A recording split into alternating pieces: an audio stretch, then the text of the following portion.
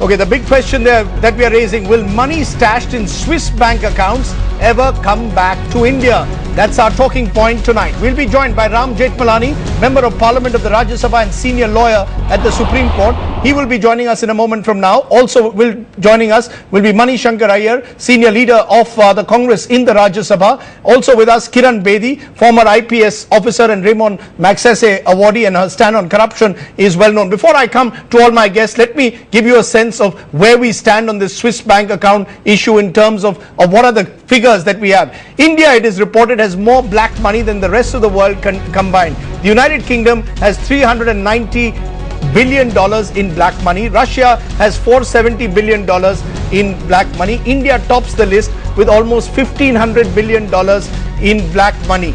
So those are the figures that we are getting. Now, a new study concludes that India has been drained of over rupees 20 lakh crores between 1948 and 2008. That's 20 lakh crores between 1948 and 2008. The amount is nearly 40% of India's gross domestic product. 40% of India's gross domestic product. Nearly 12 times the size of the estimated loss to the government because of the 2G spectrum scam. Those are some of the figures that we thought we'd throw at you. Let's go straight to our participants, Mani Shankar Iyer, Kiran Bedi and Ram Jethmalani. I want to come to you, Mr. Jethmalani, first. The government is making it very clear we cannot disclose the names of these 26 individuals who have accounts in Liechtenstein because of the treaty with Germany, which says that these names were given to India on condition of non-disclosure. How do you respond, Mr. Jethmalani? This is the biggest fraud on the people of this country. This is a lie. The double taxation treaty has no application to the facts of this case. It is the Indians who have invoked this and provided an excuse. You see the correspondence that has taken place.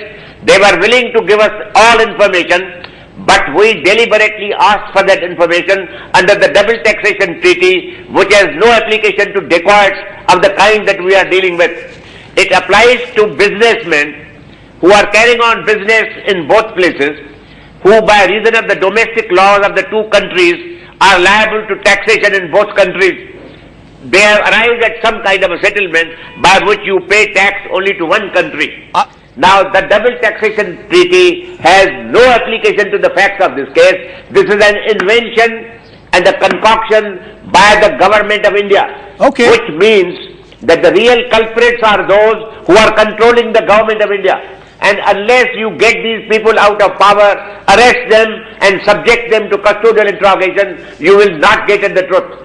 Okay, Mani Shankar Iyer, strong words there from Ram Jethmalani that the government deliberately is trying to use this double taxation treaty with Germany, saying there's a non-disclosure agreement to prevent the government of India from getting 26 names from Liechtenstein. Liechtenstein is an independent principality. The government can easily write to Liechtenstein if they wanted. Why go through the German route in the first place? Don't you think the government must show greater seriousness on this black money question, Mr. Mani Shankar Iyer? Will you kindly excuse me if I want to tell you one more fact before you go to Mr. Mani Shankar Iyer, my very dear friend. Yes. Listen, the truth of the matter is that the Germans did not get this information by the usual methods which you apply under the law for banks.